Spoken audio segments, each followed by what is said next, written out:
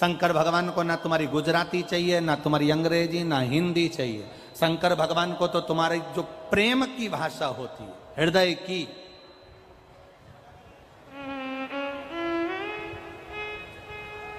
निर्मल मन सो मोहित पावा, मोहि चल छिद्र कपट ना भावा। भगवान को तुम्हारे प्रेम की भाषा से रिझा सकते हो। जितनी प्रेम की भाषा तुम प्रकट कर सकते हो उतना करिए।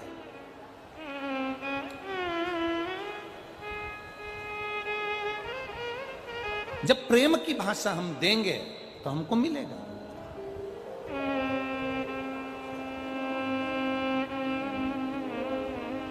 नरसिंह भगवान का क्रोध बढ़ गया, इतना क्रोध नरसिंह भगवान का बढ़ा कि वो इंद्र के यहां गए तो इंद्र छोड़कर भाग गए।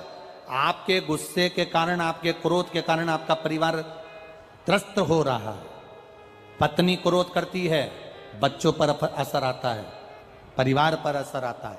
पति क्रोध करता है, परिवार पर, बच्चों पर, पत्नी पर, कुटुंब में असर आता है। शिव महापुराण की कथा तो यहां तक कहती है कि आप अगर भोजन का निर्माण कर रहे हो, भोजन बना रहे हो, तो भोजन भी बनाते समय तुम्हारे चेहरे पर क्रोध नहीं रहना चाहिए। तुम्हारी सास से कुछ भी खटर पटर हुई है, परिवार में कुछ भी झगड़ा वगड़ा हुआ है, पर भोजन बनाते समय तुम्हारे चेहरे पर प्रसन्नता होना चाहिए। ये शिव भक्ति, शिव महापुराण। आप लोग अपने अपने घर से पूड़ी सब्जी बनाकर लाते हो, कोई भंडारे का सामान लाता है, कोई खीर बनाकर लाता है, कोई हलवा बनाकर लाता है। ये प्रेम से बनकर आता है, और जब प्रेम से बनकर आता है तो यहां जब बांटा जाता है तो उसमें अपने आप स्वाद बढ़ जाता है।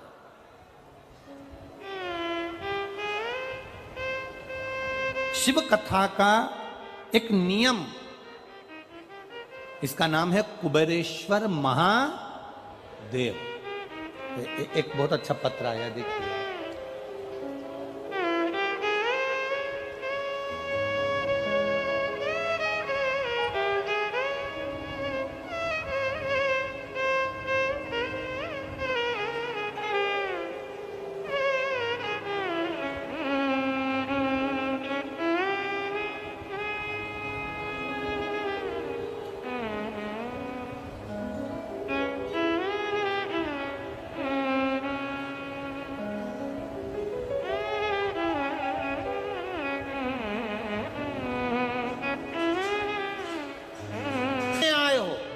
जितने आस्था चैनल पर सुन रहे हो, जितने फेसबुक यूट्यूब पर सुन रहे हो, दिल से सुनो। और जहां बैठे हो, ये मैनपुरी में हम आज तक कभी नहीं आए थे, पहली बार आपसे मिलना हुआ है, पहली बार मिलना हुआ। आप लोगों ने टीवी पर कथा सुनी है कि नहीं सुनी? सुनी है ना? टीवी पर कथा सुनकर आप लोगों ने बाबा का कोई ना कोई उपाय तो किया है ना? किया है तो बाबा ने कुछ ना कुछ तो आपकी जिंदगी में थोड़ा बहुत दुख तो मेरे बाबा ने कम किया होगा, तब तो आप यहां बैठे हो। नहीं तो कौन आता? विश्वास शिव महापुराण पर करा तो बाबा ने साथ लिया। नरसिंह अवतार में क्रोध आया है भगवान को, वो क्रोध समाप्त नहीं हुआ, वो क्रोध समाप्त नहीं हुआ।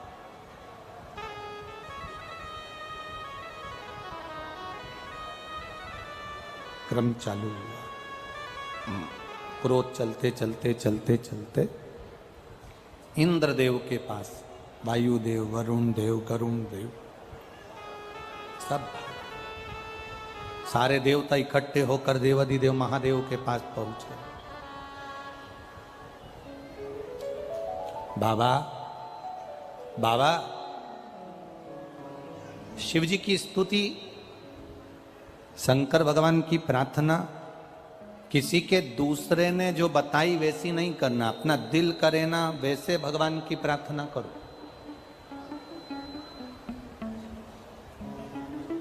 भगवान की प्रार्थना तुम्हारे दिल से होना चाहिए, दिल से। एक बकरी चराने वाला, भेड़ चराने वाला शाम के समय सारी भेड़ों को एक जगह पर इकट्ठा कर लेता था। भेड़ों के बाल में से बैठे बैठे जूं निकालता था।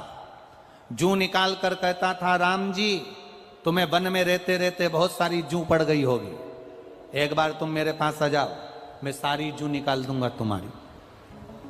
बस वो बैठे बैठे यही बोलता रहता था कि राम जी तुमको भी जूं पड़ गई होगी, मैं निकाल दूंगा। एक संत वहां से निकल रहे थे, उन्होंने उसका शब्द सुना, संत को क्रोध आ गया। कैसा मूर्ख है, भगवान को क्या जूं पड़ती है, हर कुछ बोल रहा है, पागल हो गया है। संत ने एक थप्पड़ रखकर उस भेड़ चराने वाले को, बकरी चराने वाले को मारा और कहा, आज के बाद ऐसा शब्द मत बोलना कि राम जी को जूं पड़ गई होगी। तेरे में अक्ल नहीं है, हर कुछ बोल देता है कि राम जी मेरे पास आ जाओ, तुम्हें जूं पड़ गई होगी, मैं तुम्हारी जूं निकाल दूंगा। ये कोई शब्द होता है? उसने बोलना बंद कर दिया। 4 दिन निकल गए, माता सीता जी ने भोजन नहीं किया। राम जी ने सीता जी से पूछा, तुम भोजन नहीं कर रही हो, क्या बात है? सीता जी कहती हैं, एक बेचारा बकरी चराने वाला था, भेड़ चराने वाला, शाम को बकरी और भेड़ों को इकट्ठा कर कर उनकी जूं निकालता था और बड़े प्रेम से कहता था, राम जी वन में रहते रहते तुमको जूं पड़ गई होगी, मैं तुम्हारी। शब्द नहीं आते उसको, हिंदी के भी वाक्यों को बोलना नहीं आता, वो कोई संबोधन बोलना नहीं जानता, वो स्तुति करना नहीं जानता, बस वो प्रेम से कहता है कि तुम्हें जूं पड़ गई होगी, मैं जूं निकाल देता हूं। मुझे बहुत अच्छा लगता था प्रभु। राम जी ने हनुमान जी को बुलाया, हनुमान जाओ, जिस संत ने उस बकरी चराने वाले को बोलना बंद करा है, जरा उसका इलाज करके आओ। हनुमान जी जाकर एक गदा का प्रहार किए, संत चित्ते पड़े। संत ने पूछा, मेरी गलती क्या है? हनुमान जी बोले, जाकर बोल उस भेड़ बकरी चराने वाले को, तेरे दिल से तू जैसी स्तुति करना चाहे वैसी कर। राम जी दिल की स्तुति देखते हैं, बनाई हुई स्तुति राम जी नहीं देखते। राम बनाई हुई स्तुति नहीं देखते। मेरे भोलेनाथ तुम्हारी बनाई हुई स्तुति से प्रसन्न नहीं होते। जिस दिन तुम्हारे दिल में आ जाए और तुम शंकर जी के मंदिर में जल चढ़ाने के लिए जाओ, उस दिन तुम बाबा से प्रार्थना दिल से भी कर सकती हो। बाबा बाबा, ओ भोलेनाथ जी, शंभू, जल चढ़ा चढ़ा के सावन के महीने में ठंड लग रही होगी तेरे को। बाबा बहुत ठंड लग रही है, आज मैं जो दिया लगाऊंगी ना, उसमें हाथ लगाकर तेरे को सेक दूंगी, ठंड नहीं लगेगी तेरे। कभी दिल करा करे, बहुत सारी बेलपत्री पड़ी हो ना तो बाबा को ढक दो, बाबा ठंड नहीं लगेगी इसलिए मैं ढक रही।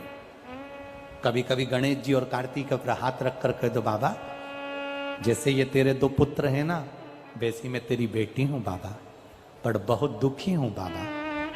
बाप अपनी बेटी को दुखी देख सकता है क्या बाबा?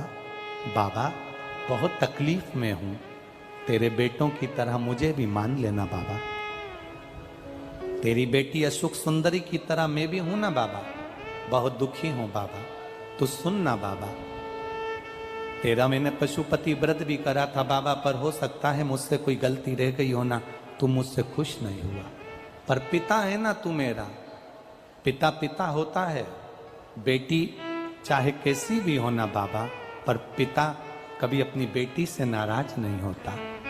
बाबा आज एक बेलपत्री मैं तुझे चढ़ा कर जा रही हूं, ये समझना तेरी बेटी अपना हृदय, अपना दिल तुझे देकर जा रही है, तू संभाल लेना बाबा।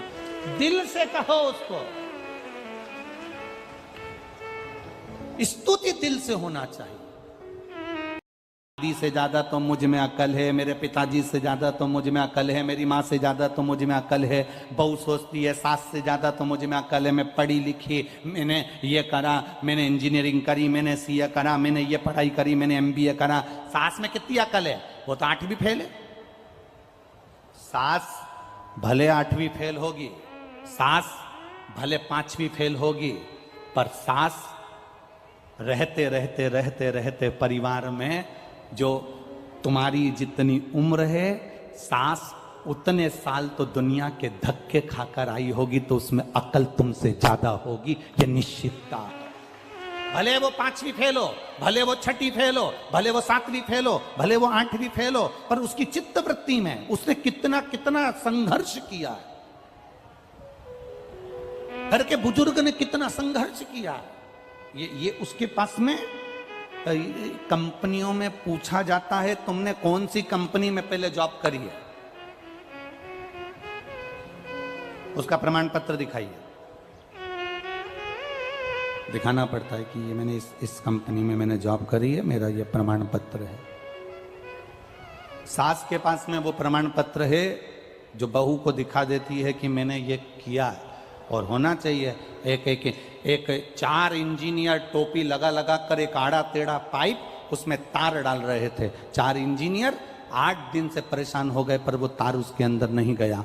एक गांव का व्यक्ति निकलता था, वो इंजीनियर को देखकर बड़ा दुखी होता था कि इनसे तार इस पाइप के अंदर नहीं जा रहा, आड़ा टेढ़ा पाइप, इसमें वो तार नहीं जा रहा। बड़ा दुखी होता था, बड़ा दुखी। गांव के व्यक्ति ने इंजीनियर साहब से कहा, इंजीनियर साहब ये तार मैं डाल दूं? 4 इंजीनियर बोले इसमें अक्ल तो है नहीं गांव वाले में, और कह रहा है तार में डाल दूं। ले डाल के बता, हम इंजीनियर हैं, ये सॉफ्टवेयर है, ये इलेक्ट्रिक है, ये ऐसा है, वो ऐसा है, ले तू डाल दे। उसने कहा लाओ इंजीनियर साहब। वो गया गांव में, एक चूहे को पकड़ कर ले आया, चूहे की पूंछ से तार को बांधा, पाइप में छोड़ दिया, पाइप से चूहा बाहर, तार निकल के बाहर हो गया। कभी कभी ऐसा होता है, हम जिसको मूर्ख समझ रहे हैं, हम जिसमें सोचते हैं इसमें तो अक्ल ही नहीं है, इसमें तो बुद्धि ही नहीं है। कभी कभी वो एक टीचर ने अपने स्टूडेंट से पूछा, बच्चे से, मैं दिल्ली से प्रयागराज हवाई जहाज से गया, दिल्ली से प्रयागराज जाने में मुझे 2 घंटे लगे, बताओ मेरी उम्र कितनी है?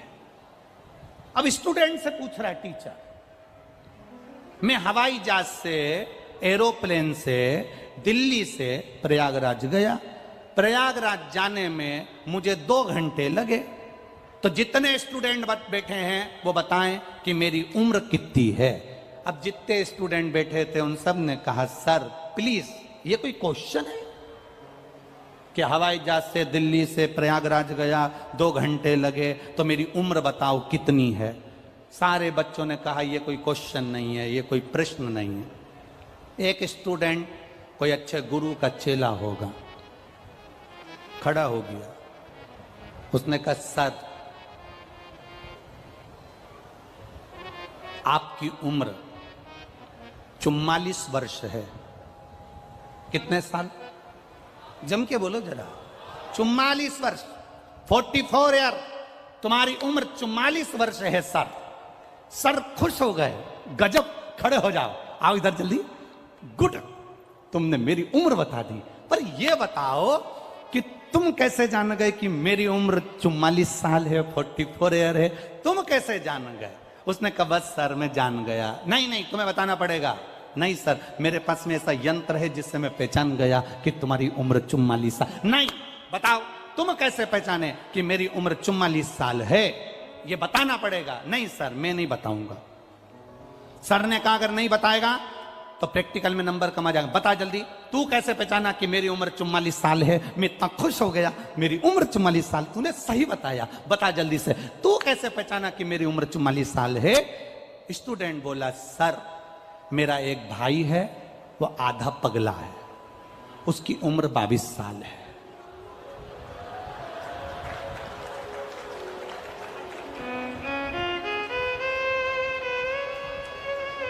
मेरा एक भाई है, वो आधा पगला है, उसकी उम्र कितनी है? 22। तो तुम्हारी कितनी? मतलब तुम पूरे ही पगले हो। इसमें उसको अंदाजा आया, उसकी चित्त भक्ति में अंदाजा आया। ए बाबा, ढूंढने निकली माता पार्वती। खाली होकर जाइए शिव के पास में। बहुत अहंकारी बनकर नहीं, बहुत अभिमान रखकर नहीं, बहुत धनपति नहीं, बहुत वैभवपति नहीं। शंकर की कथा में जाना, शिव महापुराण की कथा में जाना, भगवान की भक्ति में जाना, तो खाली होकर जाना, खाली। आज तो आप कथा 2 बजे से 5 बजे तक सुन रहे हो इस पावन प्रागण्य में। कल की कथा टीवी पर तो 2 बजे से 5 बजे तक आएगी, पर यहां इस कथा स्थल पर जो कथा होगी कल की, वो सुबह 8 बजे से 11 बजे तक होगी।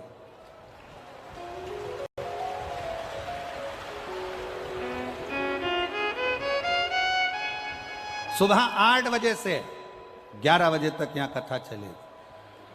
और ध्यान देना, कथा टीवी पर 2 बजे से 5 बजे ही आएगी, पर भक्त सुबह 8 बजे से 11 बजे तक।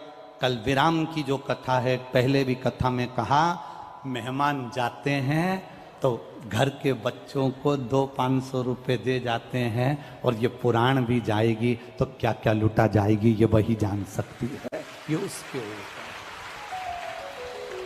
परंतु हम ये बात हम बाद में कह सकते थे, अब तुम सब चिंता में पड़ गई, सोच में।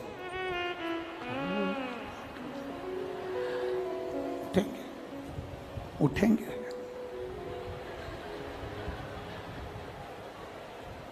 उठेंगे। अब निवेदन है, घर में झगड़ा करके मत सोना। एक पति पत्नी आपस में झगड़ा कर लिया, और झगड़ा कर कर पति को पहले कहीं जाना होता था तो पत्नी से कह देता था, तो पत्नी जगा देती थी। आज ऐसा झगड़ा हुआ पति पत्नी में, तो पति ने एक पर्ची में लिख दिया कि सुबह मेरे सर एयरपोर्ट पे आ रहे हैं और मुझे सुबह जल्दी 5 बजे एयरपोर्ट पहुंचना है, तो तुम मुझे सुबह 4 बजे जगा देना। पर्ची पे लिख के उसने पत्नी के पलंग पर जो तकिया था वहां रख दिया। पत्नी ने पढ़ा, ठीक है। दूसरे दिन वो सुबह 9 बजे उठा।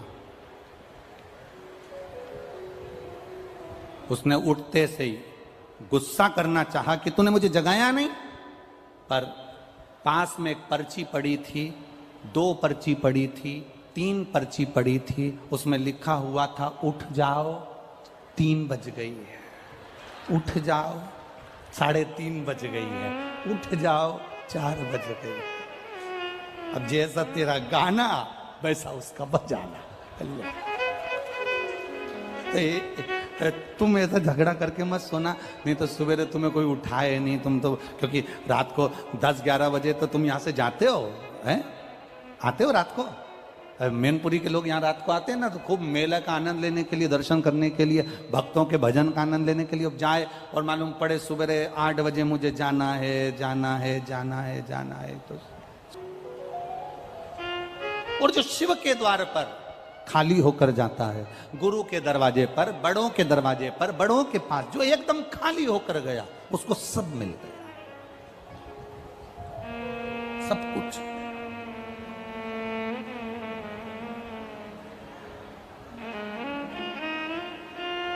दूध की भगोनी, जिस भगोनी में, जिस पात्र में तुम्हें दूध वाले से दूध लेना है, अगर वो पहले से भरी होगी तो उसमें दूध ले सकते हो क्या? जिसमें तुम्हें खीर लेना है वो पहले से भरी होगी तो तुम नहीं ले सकते, उसमें भरा हुआ है, झलक जाएगी। गुरु के पास जाना, शिव महापुराण में जाना, तो एकदम खाली पात्र लेकर जाना कि मुझे जो मेरे गुरु जी देंगे, शिव महापुराण से जो मुझे मिलेगा, शंकर की कथा से जो मैं सुन कर आऊंगी, मैं अपने जीवन में उतारूंगी। अगर पात्र खाली होगा तो उतर जाएगा, और अगर पात्र खाली नहीं होगा, अहंकार भरा होगा, तो वो झलक जाएगा। अहंकार के वश वो झलकेगा। उस अहंकार से परे होकर चलना, अहंकार से। पहुंच गई माता पार्वती जी, सुंदर भिलनी का रूप रखकर आई। भिलनी का रूप रखकर जैसे ही माता पार्वती जी ढूंढते ढूंढते उस क्षेत्र में पहुंची, भूल गई माता पार्वती जी भी। शिव जी के ढूंढते ढूंढते अपने पुत्र को, पुत्री को ना जाने कहां है, कहां पहुंच गए, कैसे हैं, कहां गए, ढूंढते ढूंढते पहुंची। इतने में नंदी ने माता पार्वती को देखा और शिव जी के लिए उन्होंने मुंडी हिलाना प्रारंभ कर दी। शंकर जी समझ गए पार्वती जी मुझे लेने के लिए आ गई। शिव जी ने देखा कि नंदी का मुख उधर है, मतलब पार्वती उधर खड़ी है। इतने में शंकर भगवान उठकर खड़े हुए। पार्वती गणेश कार्तिकेय और गणेश दोनों स्त्री के रूप में आ गए और पार्वती जी भी वहां भिलनी के रूप में आकर शिव जी का दर्शन करी। शंकर भगवान से कहा, प्रभु जी कृपा करिए, हम यहाँ आकर मार्ग भूल गए, इसलिए निवेदन है हमें सत मार्ग की ओर बताएं। शंकर की कथा कहती है, शिव महापुराण की कथा स्वयं भूले हुए को भी मार्ग प्रशस्त कर कर परमात्मा के दरवाजे तक पहुंचा देती है। शिव महापुराण की कथा भटके हुए को भी परमात्मा का सत मार्ग बता देती है। शिव जी का वो मंदिर आज भी भूलेश्वर, मतलब शिव जी वहां कर भूल गए थे, पार्वती वहां कर भूल गई थी, गणेश जी वहां कर भूल गए थे। सारी दुनिया में केवल एक मंदिर है भूलेश्वर महादेव का, जहां पर ये भूलेश्वर महादेव पूना से सोलापुर के बीच में एक शंकर का मंदिर आता है भूलेश्वर महादेव का, जहां पर भगवान शंकर के मंदिर में गणेश जी स्त्री के रूप में हैं, कार्तिकेय जी स्त्री के रूप में हैं और पार्वती जी भिलनी के रूप में विराजमान हैं, जहां पर नंदी भगवान शिव से कह रहे हैं, ये भूमि भूलेश्वर बाबा यहां कर हम भूल गए, ऐसी कृपा करो कि इस स्थान पर जो आए और एक लोटा अगर जल भूले से भी चढ़ा कर चले जाए तो वो संसार सागर में कभी ना भूले, परमात्मा के सतमार्ग की ओर चलता रहे, वो भूलेश्वर महादेव।